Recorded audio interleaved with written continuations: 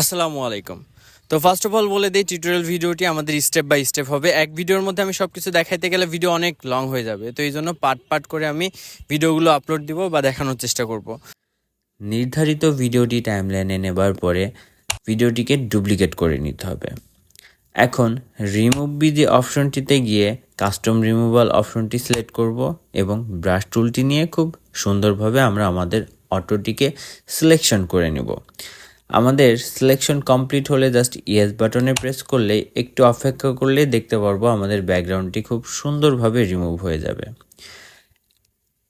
নাও overlay অপশনটি select করে ভিডিওটি অ্যাডজাস্ট করে নিব। অ্যাড ওভারলেতে গিয়ে আমরা আমাদের ওভারলে ভিডিওটি অ্যাড করে নিব। এখন লেয়ার অপশনটিতে গিয়ে আমরা ব্যাক প্রেসের মাধ্যমে ওভারলেটি আমরা সাবজেক্টের পিছনে পাঠিয়ে দিব। নাও স্প্লিট অপশনে গিয়ে 3 নম্বর লাইটিং ইফেক্টটি সিলেক্ট করব। আমাদের কাজ কমপ্লিট। এইভাবে তোমরা তোমাদের যে কোনো ভিডিওতে খুব ইজিলি ওভারলে অ্যাড করতে পারবে। ভালো থাকবেন সবাই। আজকের মতো এখানেই বিদায় এবং দ্বিতীয় পার্টটি নিয়ে হাজির হব খুব শীঘ্রই।